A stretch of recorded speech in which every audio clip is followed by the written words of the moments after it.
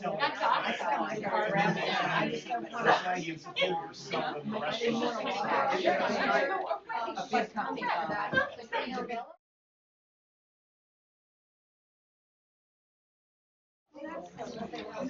Yeah.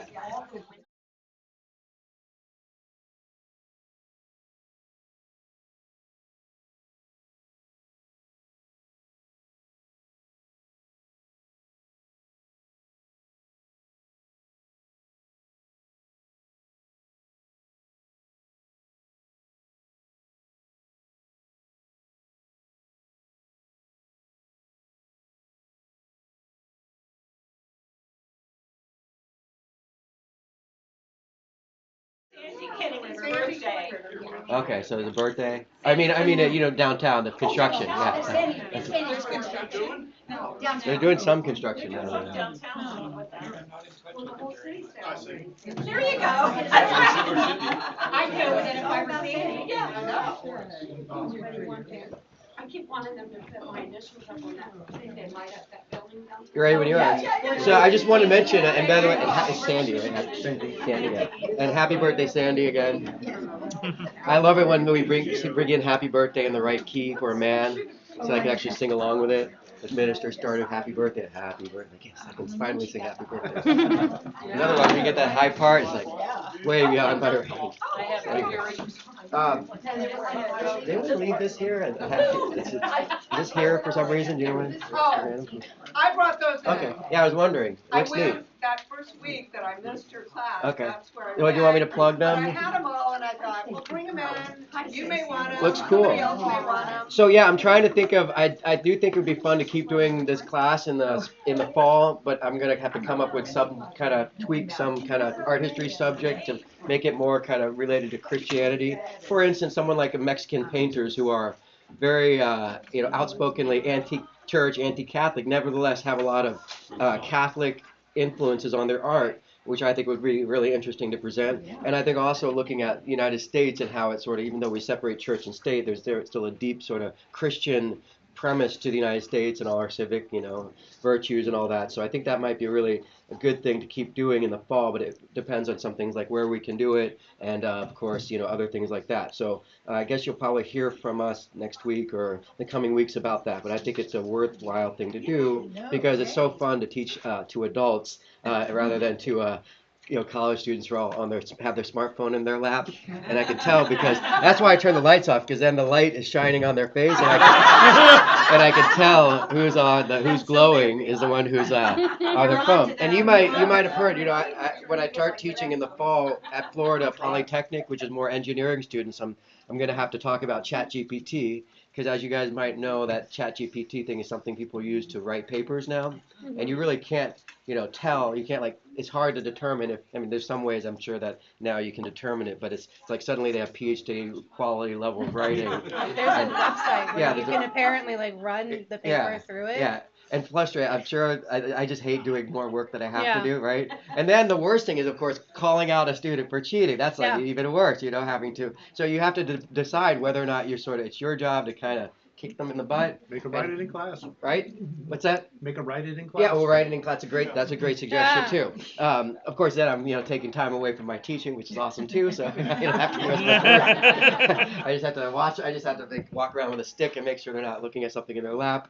But yeah, I think that's going to be a big, big issue for a lot of schools because you don't want people graduating without the ability to actually write, and of course to kind of not be able to write. You could fake it. A lot of kids are going to fake it for a little while. They probably have a phone when their bosses. You could sit there with your phone while you're doing a job interview, and the phone will tell you what to say in the job interview, right? And that'll very quickly be like you're on a date with someone oh yes, those are lovely high heels or whatever. It's like Cyrano. Remember Cyrano, where he's got someone else talking for him? That's what the phone is kind of becoming. This sort of thing you bring with you that tells you how to do everything as you're doing it. So maybe you'll have an earpiece. This is something else I have in class. Students with an earpiece, one earpiece in, and I'll talk to them, and they'll kind of look up to me like, I'm listening to sports kind of thing, and so and then you have to tell them no one earpiece in, and so yeah. So technology and human nature are definitely at odds with each other to a degree. I like to think of technology as like the unstoppable force, human nature is like the immovable object, and throughout history we kind of have this sort of battle for both. And I do think though human nature, of course, is very important, and we don't, I think, understand it as well as we kind of embrace just technology and all of its marvels. I think the minister's sermon was very on point about sort of value and how we ascribe value to things, and value is very different depending on whether you marvel at technology or you sort of appreciate human nature and all of its components. So I do think it would be good to keep doing this class in the fall, and I would probably focus more on sort of moving forward into the 20th century and how Christianity still kind of plays a big role in art, even if it doesn't appear that way. So I think that's a very interesting subject for me. So let's, without further ado, let's take a look at some more art from the kind of Catholic world as it reels from all these sort of threats, technology, right? The printing press means you can print the Bible, which means I think traditionally we were talking about the Council of Trent, which is kind of going to be the main subject today, the Counter-Reformation, as in against the Martin Luther Reformation, so a reaction to Martin Luther. And it's not just Martin Luther, of course, there's other things too. It's this new world of art, a new world of people. It's also the technology. It's also the rise of Islam, and I think just the increased generally secularization of art and life, because the church sort of just has other competitors for people's time, money, interest. And so that's kind of going to be one of the things that leads to the church forming this Council of Trent, where I guess they invited all the different bishops or whatever from all over Europe to meet together, have sandwiches, and talk about what they're going to do with Martin Luther. Holy sandwich. The holy sandwiches, the holy roast beef, and the holy Italian subs. So yeah, so we were talking about Michelangelo last week, and I kind of made a point that he's someone who reached a level of preeminence that allowed him to take liberty with subjects, and I think that's really cool. And of course, here is a great example of him taking quite a bit of liberty. Things like, and I think I mentioned there was a whole team of artists who were given the task of putting towels over the body parts of people. And just imagine each pope after Michelangelo had their own sort of like, I want to cover that up, I want to cover that up, cover him up, cover him up. So a lot of this is, I think they've removed some of the stuff in certain cases, but probably a lot of this was, the Pope was like, okay, I don't like that, I don't like cover that up. And I think they waited until Michelangelo died in order to start doing that. And I think it's understandable. I'll show you a critique by one person. It's a very famous critique. And this is probably how he was feeling when he wrote this. As a baptized Christian, I blush before your license, which you have used in expressing ideas connected with the highest aims and final ends to which our faith aspires. Here there comes a Christian who deems it a royal spectacle to portray martyrs and virgins in improper attitudes. So, that's pretty dated language, but I think you guys understand what he's saying. Like, attitude is sort of like, I don't like the way it looks, right? Basically, you're portraying people who are, venerated and somehow devaluing them in the way you're showing them. So to show men dragged down by their shame, before which things houses of ill fame would shut their eyes in order not to see them. Boy, that's a pretty, poetic critique. And I think he's and these are some of the critiques of the Protestants against the church in terms of imagery. I don't think Martin Luther was really criticizing art, but of course art played a role in bolstering the Catholic Church. And so I think it would be maybe on a later date I'll do some research on specifically what Martin Luther felt about pictures, because I don't think any Protestants were against image making, but I think you have to see it as sort of associated with the overall endeavor of sort of the church being central to people's faith rather than necessarily the Bible or just, God. You have a direct connection to God. So the church is an intermediary between the worshiper and God in Catholic Church, and likewise the pictures sort of play an intermediary role. And the whole point of Luther is sort of removing that intermediary so you have a direct connection to God. And that comes up in the Council of Trent in terms of, well, do you express divinity or do you express faith through reading the Bible or acts of faith, right? And the Catholic Church is all about sort of public displays of charity or something that kind of reinforces your access to heaven kind of thing. And Martin Luther comes along and says, well, that kind of that is a kind of corrupting force because you could just sort of throw money at things and show that you're pious with money rather than having a quiet, praying quietly and having a direct connection to God and not needing to sort of publicly prove your sort of worthiness through money or things that things that are kind of distance yourself from that sort of direct connection to God. So I think here it says sort of images play. Yeah. So the Council of Trent will really underscore or kind of react to this and basically make a kind of like a manifesto of what art should be, which is neat because you see manifestos about what should be art throughout the history of art, and you don't necessarily think of the Council of Trent as an artistic manifesto, and yet to a degree it is. So we're going to look at that, and then we're going to see some artists who sort of paint their way through this Counter-Reformation as a kind of way of showing what art should be based on this manifesto, and that's basically Caravaggio and Bernini. Now again, at that point, or at this point even now, the cat is kind of out of the bag, the genie is out of the bottle, because artists can take a lot of liberty and license with subject matter, and of course they're also going to start getting patronage from other sources. We'll see some examples of that, and that of course relates to another element of the church losing some of its grip on everyone because of people like Henry VIII. What is he famous for? Henry VIII, remember him? A lot of my students, all my students always know Henry VIII. I guess he's a lot of telenovela. What's that? Dissolution of the monastery. Yeah, so sort of he kind of created the Anglican Church, right? And as a way to get a divorce. If you want a divorce, create a new church. I guess that's one way to do it. So he creates the Anglican Church, and that, of course, I don't think he's like a devout Protestant. He just sort of wants to have control. And so there's this conflict between these new sort of royalty and the church. And that's always kind of been around, the church and kind of royalty at odds with each other. But I think it just reaches a fever pitch with the Protestant Revolution. And so these are the kinds of things that the church is reacting to. And we'll see a lot of that today. So they didn't like, a lot of the people of the church, bishops, different members of the clergy, didn't like the depiction of Greek mythology in the Last Judgment. There's no, I don't think in the Bible you have the Greek god of Charon kind of leading people down to hell. And why does Michelangelo do that? I think it goes back to stuff we talked about, kind of wanting to honor some of the legacy of the Italian, Rome, ancient Rome, and reconcile ancient Rome with Christianity. And maybe if he had made it a little higher up, people wouldn't see that first and foremost when they entered in there. But remember, this plays a huge role in the backdrop of the Sistine Chapel. Up above, once your neck is finally hurt from looking up, you finally lower it and you see the Last Judgment, and it's really very front and center, including all the nudity and all the stuff that guy didn't like. So it's really a big part of the Sistine Chapel. I think that's where the Pope does the Mass. So the little kids are giggling in the foreground. That's probably why they got set the little giggling children, I'm sure, pointing and giggling. First they outlawed the children from going in there, and then they decided, okay, we'll cover up the nudity. And then the Pope's listening for the giggling. Okay, no more giggling. All right, we're good.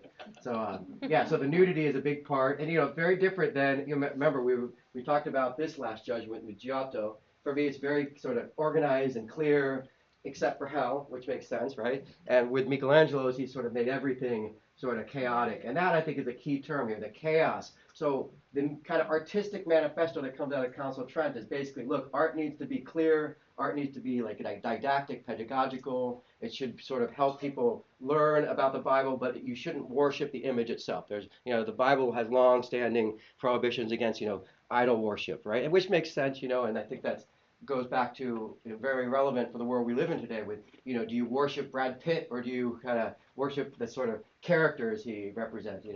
Julia Roberts, I'm outdated on my movie star references. Julia Roberts, who?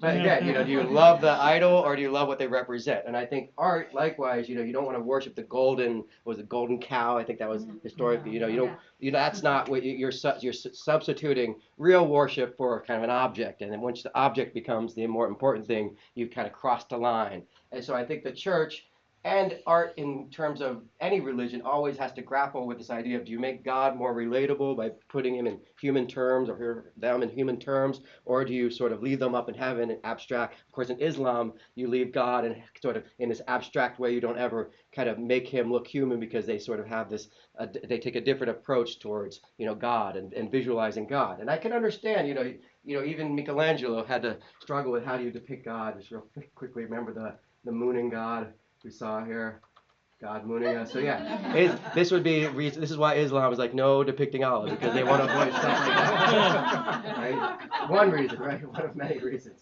But so the Council of Trent certainly, I think, is kind of reacts to people like Michelangelo and Botticelli, basically saying, look, there's been too much sort of pagan art, too much pagan subject matter, too much nudity, and just basically a way of saying, look, art needs to play art, and they decide art plays a central role to religion, as long as it basically satisfies these rules about it being clear and concise and not having too much nudity.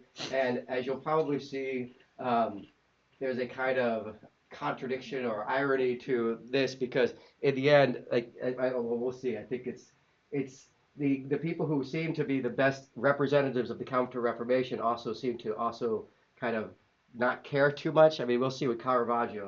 Often it's the case where there's a lot of irony or contradiction built into anything that's sort of, artistic. There's no absolute rules. So the Counter-Reformation and the Council of Trent is really more about, finding some way of dealing with the Protestant critique of the church, but also they have to address this question of, is art valuable to the church, or should we kind of completely censor it? And they basically decide art still plays a valuable role as far as deepening people's faith, deepening their piety, playing a role in educating people, but you don't want to worship the object, you don't want to worship the image. It really just represents people who are important, but the image itself is not something you want to worship. So here it is in the backdrop of the Sistine Chapel. Like I said, very, very front and center. There's that little worrying guy that we saw there over there. A lot of wonderful stuff in the Last Judgment. I absolutely love it. But this is very much a great example of the kind of chaos and the kind of confusion, perhaps, that the clergy or members of the clergy started criticizing. Showing Jesus as a red-headed kind of Greek god, that kind of thing. No beard. Now he's very chaotic, and even Jesus is sort of like, kind of waving people into heaven or sending them to hell. In a very chaotic way. So I think that's the kind of thing that, we saw that quote earlier. This is the kind of thing he was sort of criticizing. I think I have that here again. Yeah, so to remind you, there it is. So yeah, really dragged down by their shame. I mean, you would think that for me and for you, I'm sure that's kind of fitting to be dragged down by your shame. It's very visually powerful, but maybe too visually powerful. Like they wanted to get back to kind of PG, and this is too PG-13 kind of thing.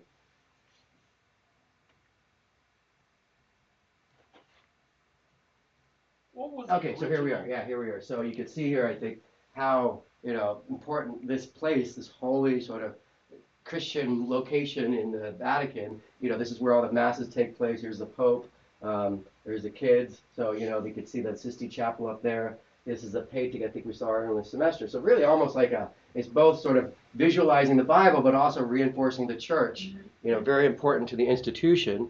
And so yeah, here's a few more pictures of the Sistine Chapel there. Yeah, I think you get the image. Yeah, so the original purpose of the Sistine Chapel was services. Yeah, I think so. I don't know for sure, but I don't know if you're telling me or if you're asking me. I don't know. I'm not sure. I'm not sure, but I think probably it was But it's not very large. What's that? It's not very large? It's not a large chapel. That's why it's called a chapel and not a sanctuary. Yeah. And I when I was there, my first comment was, well, this is gorgeous, but it's not that big. Yeah, and I think the chapel was sort of a way of making sure people weren't too distracted by the paintings while the church service is going on. Like, we need another kind of, I think you can almost see the chapel as the beginning of like a museum. We need a designated art place, and that's kind of what the Sistine Chapel became. Yeah. And so, yeah, there's a lot going on there. Obviously, it's sort of like a little pop-up book of the Bible going on, plus all these events that take place. I mean, it is. I can kind of understand. We're in the 2025. If you go back to 1400, 1500, and you've got the choir, you've got the Pope, you've got people sitting down, and there's all this nudity and Greek gods. I can kind of understand. Michelangelo probably had it all covered up as he was painting it, because he wanted the big reveal, and some people came in and peeked through the curtains, and that's where the criticism was based on. So the Counter-Reformation kind of begins right at the end Michelangelo painting his Last Judgment. And I don't think that's a coincidence. Now you can see 1545 to 1648. This is sort of I'd say both the sort of Counter-Reformation, but also kind of the Catholic Church really losing its grip on power in terms of real stately power, but also losing people to Protestantism. Losing people who are now literate, who own the Bible, and say, I don't want to wake up at 10 a.m. to go to the church when I can just stay at home and read the Bible and drink my coffee or tea or whatever. And now you could, because now we have coffee from, well, maybe not yet, but certainly a lot of New World products will start arriving, like tomatoes and corn and other things. And if you ever go to the Met in New York, you see all this silver arrays for things like sugar and coffee and chocolate. And so a lot of, definitely a time where a lot of new things are arriving to Europe while they're dealing with, of course, this new arrival of Protestantism. And this is the Council of Trent. Everyone kind of meeting to talk about what are we going to do with this guy Martin Luther. You got to love that they have some of the pictures in the background there too.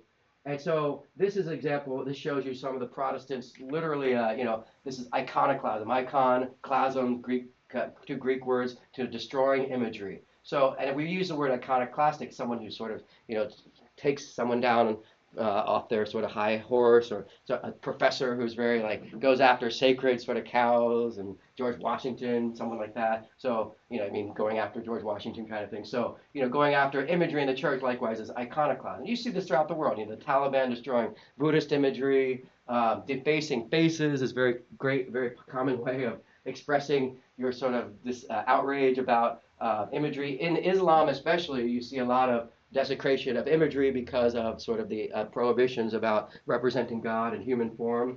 So yeah, it's very sad, but that's also something kind of very interesting too for me.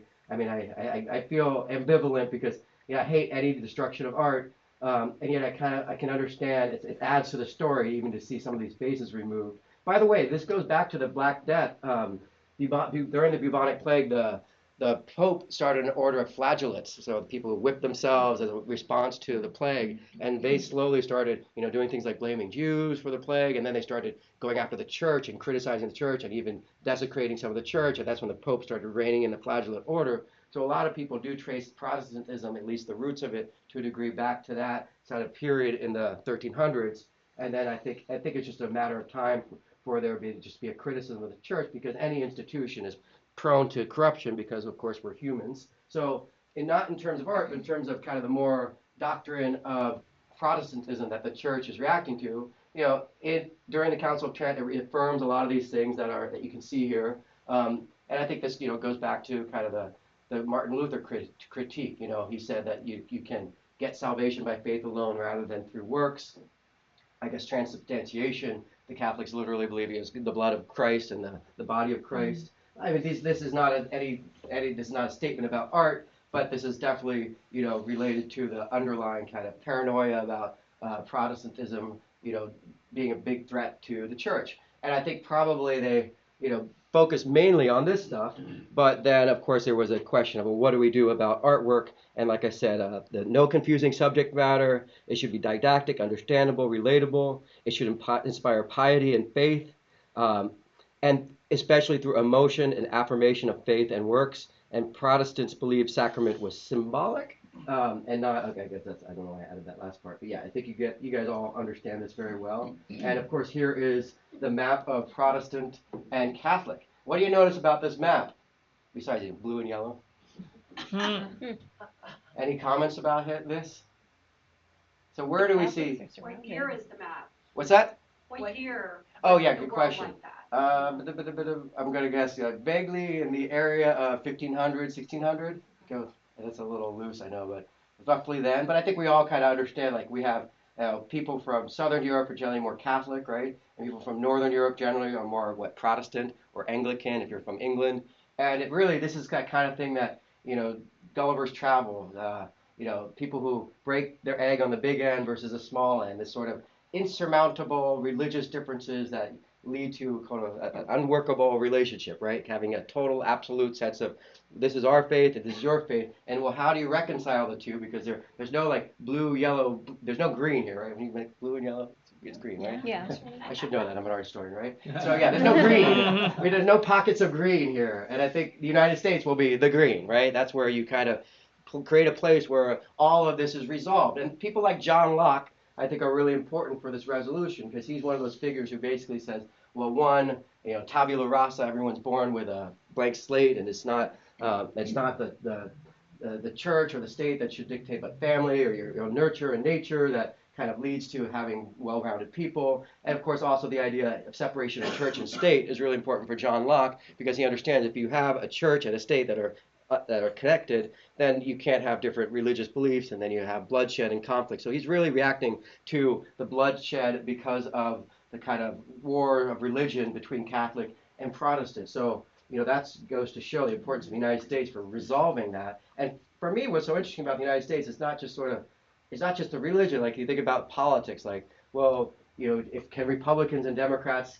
have dinner at Thanksgiving together? And if not, then we're basically right back to this again. So for me, that's why it's so important to find for both parties to be able to find some common ground. Of course, as you know, we live in an age where that's very hard, and I think it's so reminiscent of this era. And so I hope we find some kind of resolution to that. And I think that's why it's so much more important to look at this era than ever. And of course, another big part of this is the Catholic Church and the importance of the Catholic Church in Spain, which is now the new superpower, up until about the late 1500s when it starts to decline because of Queen Elizabeth and Sir Francis Drake. And that's, of course, the beginning of the British Empire and the United States. And that is certainly something that comes after Spain really starts dominating the globe and kind of finishing this era of globalization under Carlos V, with most of the New World becoming Spanish territory, including where we are right now. So a lot going on, and you can understand why the church is really, it's a good time to have a council, a good time to call all those people together and talk about what's going on, kind of like the equivalent of a Zoom conference call, where they're all trying to figure out what to do about, they started, here in the late 1400s, everything was great, here they are using painting to, show Jesus giving the keys to St. Peter's. Well, let's see how they kind of update art based on all the stuff we were just talking about. So here's Caravaggio, and in a way it's the same painting, but it's different. So, we see the guy there, bald, beard, getting the key. Well, there he is again. But it's a very different. Remember, we talked about inspiring people through emotion and artwork inspiring people through emotion. Well, here's a great example. So, what do you notice here? Who are we looking at? And I made the captions much bigger for everyone in the back, for the gallery, for the Peter gallery. So Be crucified upside down. yeah. So say that again, Bruce. Peter be crucified. Yeah. Upside So down. I guess you guys all know St. Peter was crucified upside down. Crucifixion's pretty bad.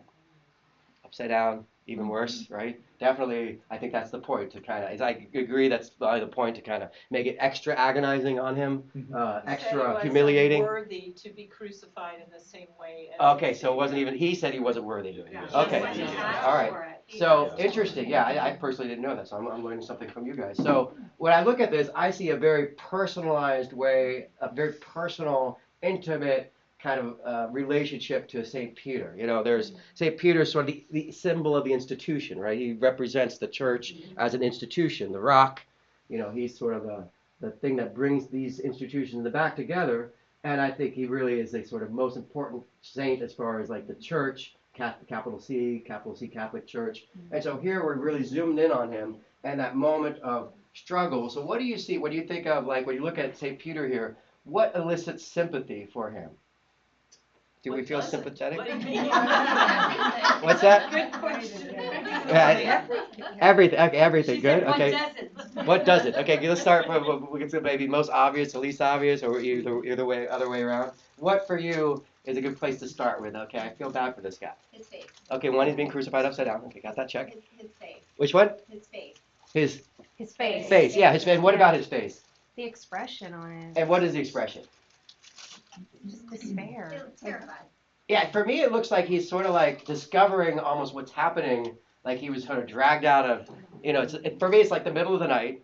I don't know if that's accurate to the story or not, but it feels like some guy's been sort of dragged out of his bed in the middle of the night, and they start kind of hammering into his neck, and he's kind of looking at like almost discovering what's happening to him. But if you feel, go ahead. The realization. Yeah, it really feel you can relate to him as a human being, not just as a sort of symbol of the church, like just like a man who's big, whose status is more important than his sort of humanity. Here you really emphasize the humanity of St. Peter. It's a very powerful way of kind of recalibrating. You sort of say Peter is not just sort of a symbol of the church, but now a real human being, making him a human being again, right? Well, and also I was going to say, I think it's that he was a martyr for the faith of Jesus Christ as our Savior. Right. So again, it's sort of a way of reminding people the cost of that faith. Right. I think it's a really powerful way of heightening the emotional impact by focusing on his humanity, his emotion.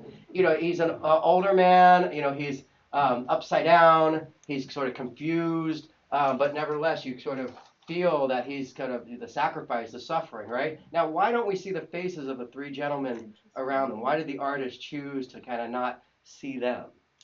Their face. Doesn't matter. Yeah, exactly. That's not relevant. So that's a very interesting part of this era of art where they're kind of discovering really clever ways of kind of emphasizing certain places, because your eye really doesn't go to them because it's not about their role. If you saw them, you would kind of focus on them being the evil kind of characters, and it's not really them. It's really about his suffering and humanizing him. And what a powerful angle too, like this really impressive sort of, this is the Baroque. The Baroque's all about sort of dynamic theatrical qualities, things kind of angled in different directions, and the emotional power of having almost like a holy spotlight on him with all this darkness in the background is certainly a key sort of element that we saw brewing in the time of Da Vinci with the Salvator Mundi, the black background, and this holy light. So that's definitely something I see here. And a really powerful way of telling the story of St. Peter without necessarily focusing on the institution, but rather the man. And in contrast to that kind of stuff, I just kind of want to show you some of the other things going on. This is, I think, is this a religious image? Who is this here? Elizabeth. Yeah, this is Queen Elizabeth, a very powerful female figure from British history and I think world history. So, anything Christian? You see anything? No, it's the Is she, opposite. is she wearing a crucifix? Is there a halo? No halo, right? So in a way, she's got lightning and blue skies, so if you mess with her, she's going to be really upsetting. So I like to ask my students, how long does it take her to get dressed? How many, and would you like to be the person zipping up the back of her dress and getting her skin caught in the back of her? You don't want to be that person. And my favorite part is the dainty little fan, the little, kind of, and yeah, it just she feels terrifying to me, but she looks like it's sort of almost like a little doll, right? Or tiny feet standing. Yeah, well, that's my favorite part. The tiny little feet, which are really obscenely kind of close together, look more like fangs that are like biting into Europe, right? And so this, I think, is important to just show you the other. This is the kind of thing that the church is dealing with. Like, I'm sure the Pope was like, who is this lady up north who's dressed like a whatever? And of course, she's not looking at pictures, but hearing about this British royalty who are now ascending and certainly in conflict, in competition with Spain, and of course the Catholic Church in Italy, especially when we get to Henry VIII, who was, I think, a few generations after her. And I think we'll see him right now. He's her Henry father. VIII was her father. Oh, sorry. Is that the one before? Obviously, my British, my understanding, my knowledge of British history. Here he is. Okay. There he is. Yeah, here he is. So he's her father? Yes. Okay. Yeah. All right. Well, don't tell anyone I said that. Which of his I'm more of a Latin wives American was guy. Her mother. Anne Boleyn, that's right. Yeah. So, okay, so they're the so him, then her. All right, well, I'll just reverse my slides. Okay. Well, no, him and then Mary, Okay. and then Elizabeth. And Okay, then good. All right, but it's still the same kind of picture, right? Is he Christian? Who? This guy. Very much. Well, he is Yes, technically, he is. but there's nothing in the picture that's like. Born and died a All Catholic. right, so he born and died, but he wanted created the land Anglican grab. He wanted Church. the divorce, and he wanted the land grab. Good. Like, And do really you agree that there's yeah. nothing conspicuously like I defer to the church here? No. Right. Okay. All He right. did not. Yeah, and I I think don't defer to anybody. right, except his own, himself, right? So this is a great example of a picture patronizing, hiring an artist to paint a picture, and there being nothing Christian, overtly Christian about it. Although, as you say, he is Christian, but I think the whole point here is to sort of say, I don't need the church. I stand on my own, and if you mess with me, you've got a dagger, and I don't have the tights, but hey, that was the age of Shakespeare. And so, yeah, I think this is important to see because it really shows that there's a whole wave of kind of using art and, royalty who are really kind of defiantly against the church. And now we get to Caravaggio. And, artists paint, they can still paint whatever they want, right? Here's Medusa, I guess right when her head is cut off. Yeah, yes. So, this is not a Christian painting, but there's a lot of violence in this decade, in this century, well into the 1600s, violent subject matter. You could say there's, snakes. There is maybe almost like maybe Eve or something. They are snakes, her hair was snakes. Yeah, oh yeah, and you don't want to look at her. What happens if you look at Medusa? Turn to stone. Right, you Clash of the Titans. That's the best version of this. A Catholic, Alex, do you have any idea? What's that? Was Caravaggio a Catholic? Yes, absolutely Catholic. Now, I would think that anyone who met him would probably say he's not as wholesomely Catholic as others because his. Laura's adding this, that is his face. What's that? That's Caravaggio's. Yeah, I think probably you see a lot of the same model in a lot of his artwork. Caravaggio's an interesting character. He kind of got in a lot of trouble, a lot of criminal activity in Naples as a hotbed for Italian crime, and I think he had to keep traveling because he was running away from all kinds of episodes of lawlessness. So he's definitely a figure who has a lot of kind of, I think, intrigue. But I think his paintings are really impressive because they do technically flow from this sort of Counter-Reformation's desire to kind of offer pictures that are more clear, supporting the church, but in a way that's more emotional and sort of intimate, and kind of brings the story. So this goes back to this question of faith versus proof, right? A lot of the pictures we've seen are kind of visualizations of the Bible, telling stories from the Bible. I think that's kind of what we're getting back to here, where here we're showing the calling of St. Matthew. And who is calling St. Matthew here? I think God is like, I can't remember the story of St. Matthew, but it's God's holy light shining on. And St. Matthew, it looks like here, is sort of like a young kid who's gambling and is sort of, like Luke Skywalker waiting for the call to sort of join the rebel army. Do you mean the disciple Matthew, the tax collector? Yeah, I don't know the story too well, but yeah, that's Jesus exactly. called Matthew. Jesus called Matthew. Yeah, and so, what is he doing here? He's basically trying to deepen your faith by showing you, by humanizing these characters, I think by really making them more relatable and rather than just sort Yeah, of. the money is the taxes, and because you used to get paid by percentage of the taxes, Okay, and so nobody liked them. okay, all right, great, thank you for clarifying, good. Still don't like Still the don't. other It's one. almost I funny don't. because like I think if I don't know the story very well either, but it feels like Jesus is the guy on the right pointing at him, and then like there's the other guy at the table like, who, this guy? Yeah, well, me? Yeah, this guy. Yeah, no, exactly, really? You want this guy? Really? No, and I think that's always the story, like the anti-hero, the sort of hero. He's who- like, I want that one. That one? Right, and you gotta love the little halo there up above them. But you feel the spirituality in terms of this holy light, and we saw that. It's very faint. Yeah, it's a very faint little There's halo. like a really thin little line of Yeah, right up there. very, very little. Almost like it's like getting illuminated by the sunlight there. It goes back to the kids' sermon. God can use anybody. Yeah. Yeah. And you gotta love the tights in this era. Definitely, it feels very Men in theatrical.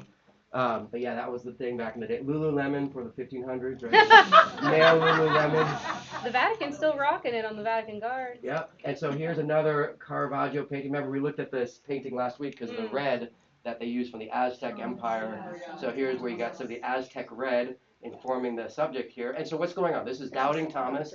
Thomas is usually pointing upward in the pictures when we see him. What's the story with Doubting Thomas? He's not looking happy. Yeah, checking Jesus' yeah, Yeah, it so- was Jesus. So it's like he's proving, Jesus is proving to him that he's still alive kind of thing. Well, that he's alive and that his And that wounds he are was- healed. That's really He's him. proving that it's him. Right. So, he's like taking his finger and Right. Definitely a creepy-ish kind of subject, and yet I think that's the whole point, to kind of make you really see this moment in right before your eyes, right? And I think that's where you kind of start pushing that line. For me, that's very interesting because it goes back to what I asked earlier this semester, which is like, why don't you see photography in a church? Why don't you see a photo of Jesus or someone dressed up as Jesus in a photo? You take a picture, here he is. Why not? Have you ever seen a photo at the Vatican? Has the Vatican ever been like, oh, let's do the Last Supper and did a photograph? No, I think he's saying like somebody like model as Jesus and Right. then use a photographic Because that's basically what we're looking at representation. here. He probably hired someone. I'm like, oh, you look like Jesus. Can I give you 50 shillings, whatever the Italian currency was, and let me have you go dress up. If you hire a model to pose for a painting because they look like Jesus, you can paint it from your head, but it's easier to paint a real person, and they look like Jesus. Is that much different than, well, what is the difference between that and taking a photo of someone dressed up as Jesus. This has a, What's it's that? gonna really sound crazy, but. Please, crazier the better. Then This it makes has a me less Norman sick thinking. Rockwell quality to it. Hey, Norman Rockwell quality? Yeah. Yeah, that's great. A Yeah, no, grotesque- and that's good. And then maybe we should look at Where you're Norman like Rockwell later. he's illustrating a moment. Right. It's And a- Norman Rockwell did actually hire models, you know, to Oh, pose yeah. for the pictures Yeah. that he did, and you could see the photographs. The And so it's expressions on of the other characters' faces, all looking at the one thing. right. I mean, it's, But again, why don't we see? Because the church was happy to embrace painting after mosaic and stained glass. Why not photography? the Maybe line. photography just seemed a bit of fakery too far, like a deep fake. Yeah, I'm with you. Okay, any And they more? could say, okay, we all understand that this is a painting, and Right. obviously this isn't exactly what it looked like, but if you tried to say, well, this is a photograph of a real event, Right. then you begin to say, well, we're fake. Right, You don't have to absolutely. believe anything else we say either. Right. If you saw a photo of Jesus, it wouldn't have the same effect on Or you. magic, or magic. Or magic. Yeah, magic's a better word, I think. Yeah, well, actually, that's true about the photo thing, so, but I'm gonna, some of the modern Bibles, like the Venture Bible, so for the kids, they will have line drawings, they're not photos, but line drawings of the action. But it is I don't know that much about art at all, this is fascinating, but a lot of people still did not read. So they were not sitting there, I mean, that was one of the big boosts in literacy, was when people started being able to read their own things. So all they could do was hear the priests Or see a picture. or the pastors and look at, the pictures were supposed to be important. Now, who knows what the artist is thinking? They may have sneaked in some sort of, but that was the idea. The statues, people were used to worshiping statues, so now they're just pictures of them. And then in the Roman Catholic Church, theoretically, you do not pray to the saints. You theoretically are treating them like, well, I'm not Roman Catholic, anybody here was. Vessels. Well, they're like intercessors, like we have intercessors here. So if you say, Hail Mary, full of grace, blessed is you, or something, and blessed is the fruit of thy womb. Holy Mary, Mother of God, pray for us sinners, and pray for us at the hour of our death. You're saying the rosary, but you're not theoretically praying to Mary. Right. You're praying to the. You're asking for help. Right. Yeah, And I think that's well, like, yes, the nurse instead of the doctor. It's like, they'll be friendlier if they've been, exactly. So it goes back to, I think, what the Council of Trent was dealing with. Like, what role does art play in religion? Do you Yeah. worship do you idol is it an idol that you worship? Yes. Or is it a pedagogical sort of way of, like, for kids to illustrate, to teach? Do you, and when do you cross that line? Where's that? Yeah. And I do think photography crosses an important line. Now, keep in mind, photography isn't around yet. Now, interestingly, you could make an argument that, well, what if someone projected, using a mirror, a simple mirror, what if you projected a picture of your face onto the wall and I started tracing that? That's kind of like photography painted by hand, right? If you did that. And there is actually an interesting debate about whether some of these artists actually did project using simple mirrors. But I think the more important question, whether to go around that, is just, what about photography itself? Is photography, why doesn't it fit in a church? And I think you're right that there's something fake about, you don't suspend your disbelief the way you would here. You wouldn't like, oh, that's your friend, the model, who's just posing as Jesus here. And I think that transfers then, if that's fake, wait a minute, what about the other stuff? What about the other stuff you're telling us? Yeah, What about I think it's fake too. Well, I think it transfers, that's the thing, is the danger of showing something fake and Right. making people think, oh, this is real, this is Right, really right, real. exactly. Then you start going, well, your credibility is now Right, shot. exactly. So your credibility, like just like if you saw a person with four hands and AI pictures, you're like, that's not real, and now I doubt the whole universe because I doubt journalism. Well, or somebody says to you, oh, no, it is real. There really were 4 hands in that. And then Right. you go, okay, totally don't believe anything else Right. you're telling me. Right, exactly. So yeah, I think the very interesting question for me is like, so objectivity and subjectivity, right? So your subjective view of the world. I think painting fits in with subjectivity, a personalized sort of. So you can't introduce to a court a painting of, oh, here's a painting I did of the murderer with a murder weapon. Judge, here it is. You need an art historian to come in as like your character witness, whatever. But of course, photography, you can submit photography to court as objective proof. Of course, you have to look at whether the photography is accurate. But we do understand photography as like kind of being a one-to-one kind of representation of the world. And I think if you think about photography in a church, you violated the law of faith versus proof, right? So all religious art ultimately I think is about faith, restoring your faith, reinforcing faith. And it's not necessarily about providing proof, because once it's about providing proof, now you're a scientist in a way. You've kind of veered into a realm which is not necessarily, what the church is all about or what faith is all about. So what I think is so interesting about Caravaggio is his pictures are so real and so crisp and so almost photographic. It's like Norman Rockwell's are too, that almost feels like you're looking at proof. Or that's why I think this picture is so interesting, because it's Doubting Thomas who's looking for proof, right? And the painting itself is proof that this took place. And so I think there is almost an underlying awareness that there's this kind of dilemma about proof versus faith. And here Caravaggio almost like, and this is another great example of this. So this is a Sacrifice of Isaac by Caravaggio, right? You same moody lighting, same holy kind of light, same kind of, you have to kind of triangulate meaning based on all these different stuff. So what's going on here? What's the story here? God said sacrifice his son. Yeah, God says to Jacob, Abraham, to sacrifice his son, right? Yeah. So if I'm in the church and I'm a priest or telling you the story of Abraham sacrificing his son, I think we all understand what's the message of the parable, right? Trust God. What's that? Trust God. Yeah, have faith in God, right? Well, and I will add, it's foreshadowed that God, as a father, sacrificed his son Jesus. Great. That's what I Great. know about how Great. the Old Testament Great. is foreshadowed. Exactly, and I think it's really interesting how this sort of mirrors that whole idea, right? God showing His love for humanity by being willing to sacrifice His Son. Is that a lamb at the bottom? Yeah. Yeah, that's the last minute. The last minute. The ram. It's a from ram. the It was Caravaggio's paintings It's a of full the of churches rams, around. like that. Good question. Who commissioned The church did Caravaggio? commission the paintings. They I did. can't say exactly where they are. Okay, but they did it up in churches. as Yeah, opposed these to- are absolutely commissioned by the church, different places. Yeah, absolutely. But of course, there's I think diminishing patronage of art. We start seeing other artists getting commissioned to paint Queen Elizabeth, Hans, Right. Henry VIII.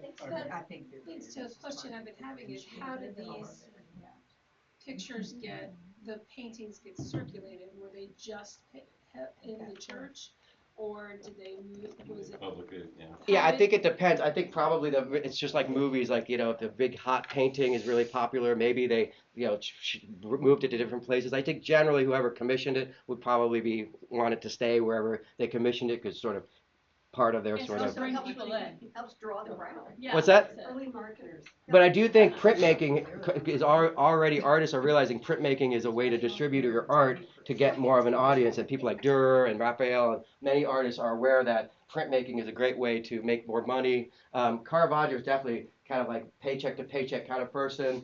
A lot of criminality, a lot of that classic kind of Italian sort of intrigue going on with his life. So I think he was happy to ever have a moment where he could just kind of take a breath and paint. And then he would cause some other kind of problems that led him to go to some other city. So I'll look that up, find out specifically where they put the Caravaggio painting. But I think they were probably on an altar somewhere and really meant to help execute all those things we saw at the Council of Trent, which is emotionalize these moments, make them inspire piety and faith. But I think the problem for me is when I see this. So let me show you another example of this. This is another way you could. This is I think an AI generated picture, right? Oh. So how do you feel when you look at this, right?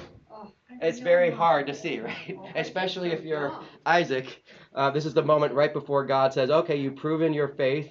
And so here's the lamb's head or ram's head. Instead, the angel comes and says, okay, this is a substitute for sacrifice. You don't have to sacrifice your son. You've proven your faith. So going back to this question of proof versus faith, when I see this, now why do you think the artist, the light is on the angel's face, but did the artist put a lot of light on Isaac's face? Not as much. It's still visible, but you don't want to emphasize Isaac's faith. Why? No.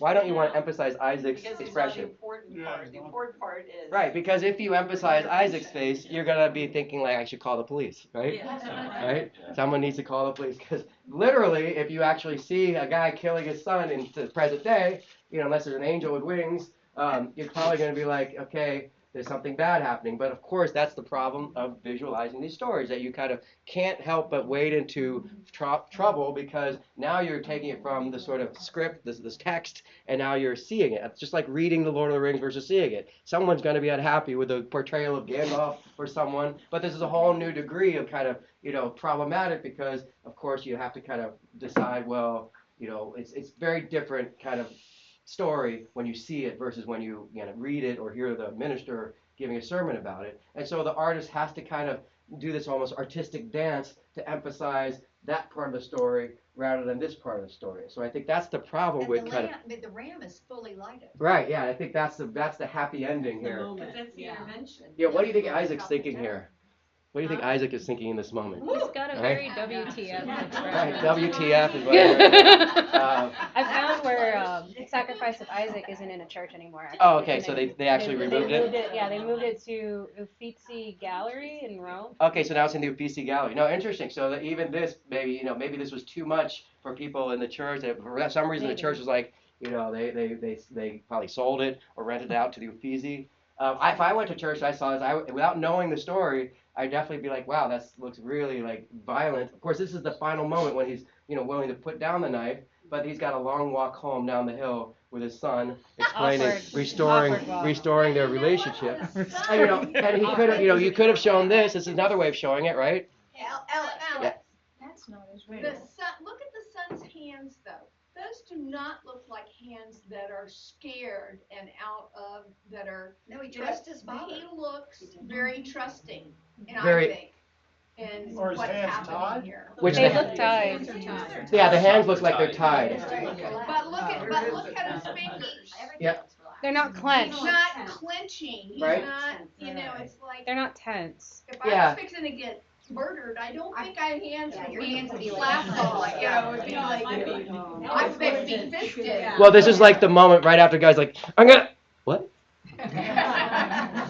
And that's really, I think, what's happening. Sort of like his hands went along with his father, kind of. And of course, it's so interesting for me. The artist is hiring models. These are all models who are posing, and maybe even doing it piecemeal, like painting this person first, painting that, and deciding where should the hands be is, absolutely part of the storytelling, because little subtle things like that, like whether the hands are clenched or not, will kind of add to the story or not. How big should the knife be? Should it be a butter knife or should it be a spork? These are important questions. And the angel's hand on the Right. ram he's that's very well lit. That's Yeah, and I think that's so he's that it's counterbalance, just that little presentation, gesture yeah. counterbalances everything else emotionally, Yeah. because it feels like there's some kind of relief to this moment here Yeah.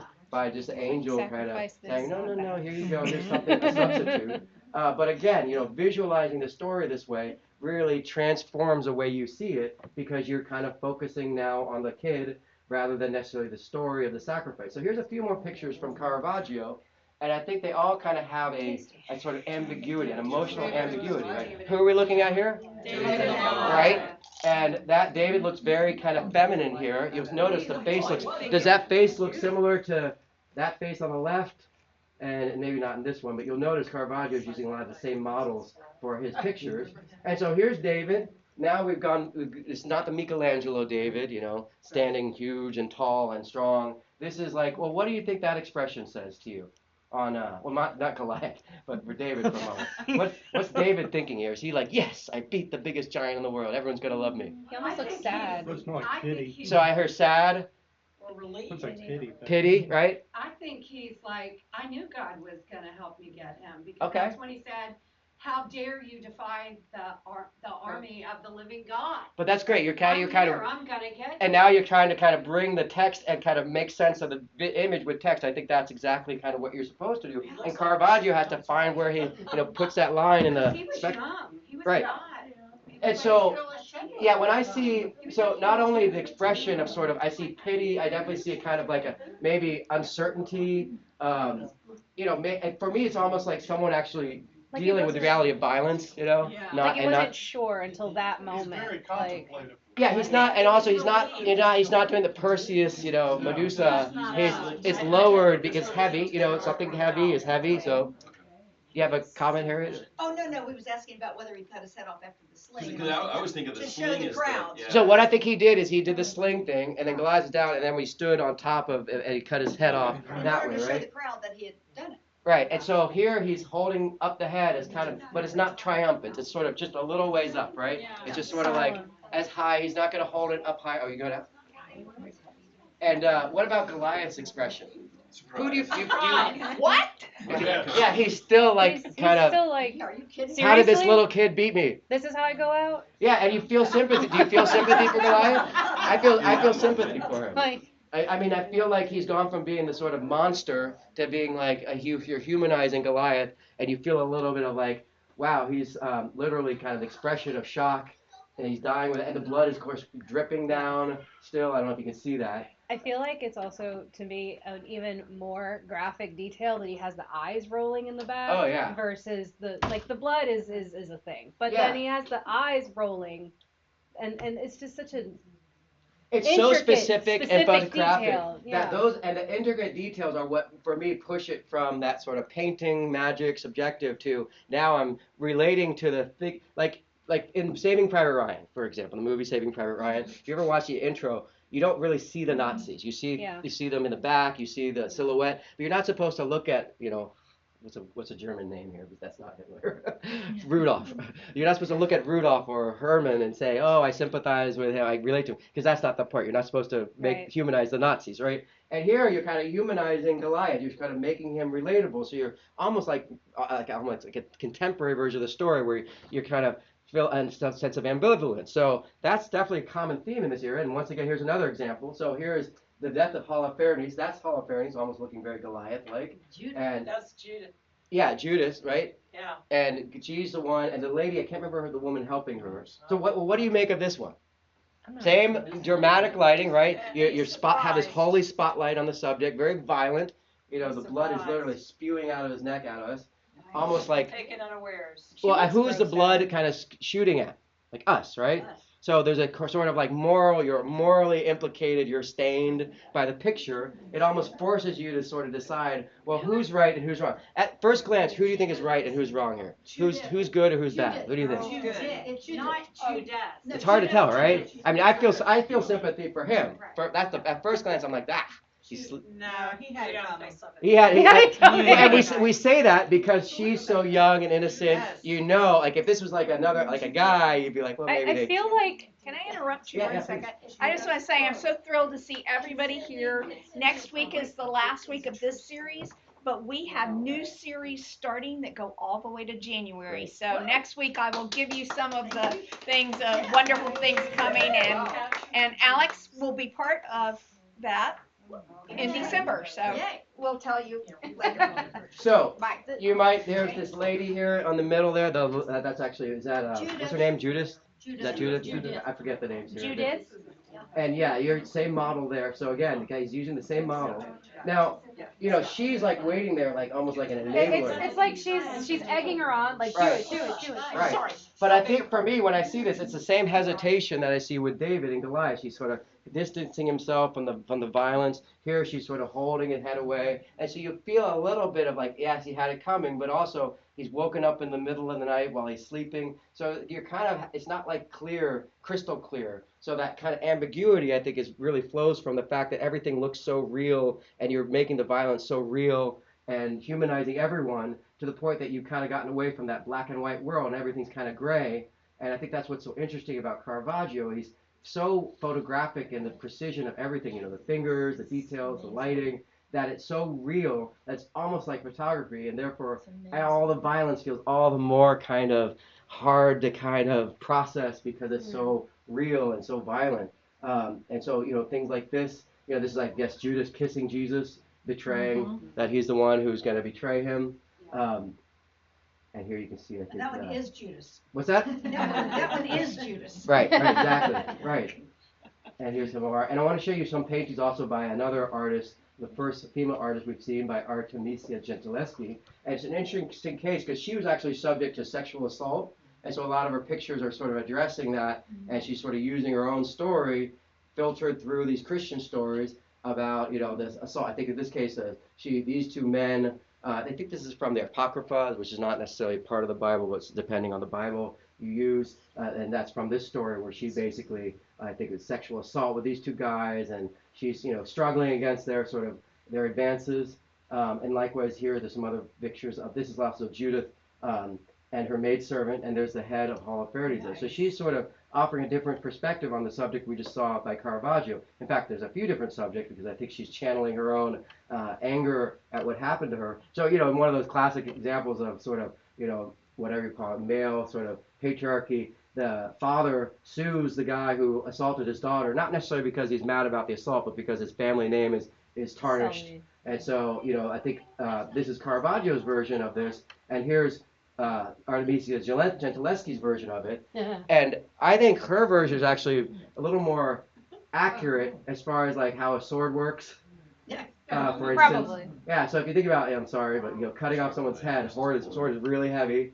And so, I don't think it's a slicing, you kind of, so like that, I think is a little more, it's just interesting to see two different perspectives in the same painting, like really get enunciation. She has a sturdy girl over there on the right. What's that? She's a very Yeah, and I think much more very kind of sturdy girl. physically able to, and she's definitely kind of there, and they're both helping each other. So for me, this feels even more real, grounded than this one, which is a little kind of over the top. And I think, again, it's her channeling her own personal experiences and putting that in the painting. And I think that just foreshadows what, or just like I think someone mentioned, Caravaggio is going to put whatever he wants into pictures. I think, once artists are painting pictures, it's inevitable that they're going to start projecting their own stories into the picture. And I think that's the beginning of art kind of leaving the domain of religion and speaking to people in different terms. And the question is whether those are still kind of religious values. They're still moral. At the point is the pictures are still kind of moral spaces. They're not just sort of illustrations, but really about the artist's personality, their own personal, autobiographical things. And I think they're increasingly happy to, bring their own story into the picture, depending, of course, on the commission or whatnot. So yeah, here's a little bit about the Apocrypha and the story of Susanna and the elders.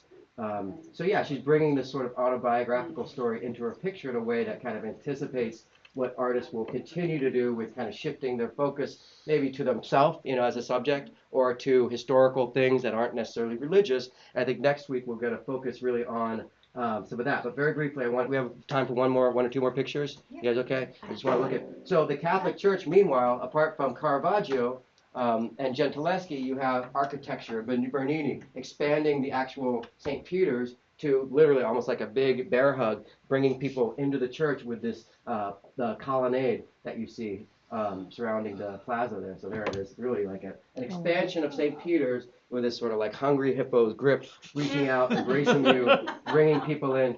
Pac-Man. Yeah, what's that? Pac-Man. Yeah, Pac-Man, very good. Yeah, Pac-Man, very good. Catholic Pac-Man, that's much better than Hungry Hippos. And I don't think this is inside of it. You have to Google that. I don't know, but here's an example of Bernini sculpture, and this is very much in this, up to 1648 was the Counter-Reformation, so this is at the very end of it, and perhaps why it is so a little bit kind of, well, what do you think? This is the Ecstasy of St. Teresa.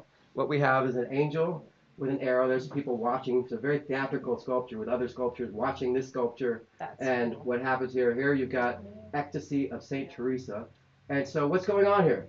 That's St. Teresa, that's the angel, I guess that's God's holy light beaming down onto everything, and the angel presumably plucks an arrow from that holy light. So she, and again, very violent imagery in this era, but kind of violence masquerading as ecstasy here. So, the angel, what's actually happening here? No, we're not Catholic. I don't remember Teresa. Right, so just based on the sculpture alone, it looks like the angel has a little grin, so like a Cupid-like angel, kind of a puck-like cake figure enjoying what she's doing, and she's kind of holding the collar, almost like a thug, kind of holding someone up, but she's got this arrow, so is she about to stab her with the arrow, or is she removing the arrow? And what about St. Teresa's expression here?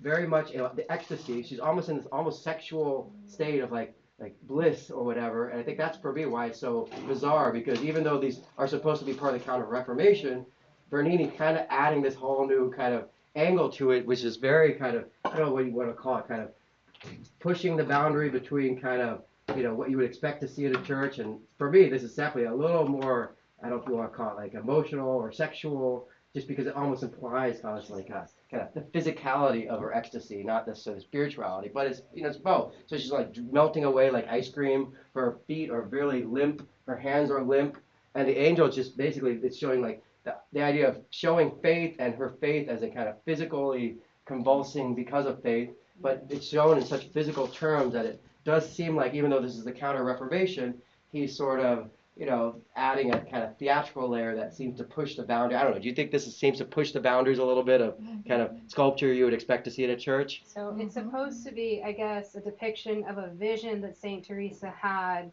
where an angel pierces her heart with a fiery arrow, causing both intense pain and profound spiritual joy. Right. And I think, when you hear that, you're like, that's great. And now I see it. Yeah. That's great. And I'm like, okay, and again, another example of kind of, well, how do you visualize that? Well, he's kind of got the clothing melting off of her. She's really limp. And maybe it's meant to speak to more maybe female, male side of, churchgoers. But I think this is a kind of theatricality you see in the Baroque. Pushing sculpture to a new limit. But this is the kind of fanfare and sort of elaborateness that comes from this era. But again, it's at sort of the last hurrah of the church, because by this point, in the late 1600s, the United States isn't quite around yet, but certainly we're going to have an era from about the late 1600s to early 1700s that is sort of characterized by the excess of the monarchies, like King Louis XVI of France, the Sun King, and of course, King Edward was it Edward or George? I think George was the British monarch. So the United States and the French Revolution will sort of be the outcome of this next century of the church not being the central authority, but now these new monarchs and these absolute monarchs who don't want the church to have any power. And of course, in the background of all that is this sort of Protestant versus Catholic.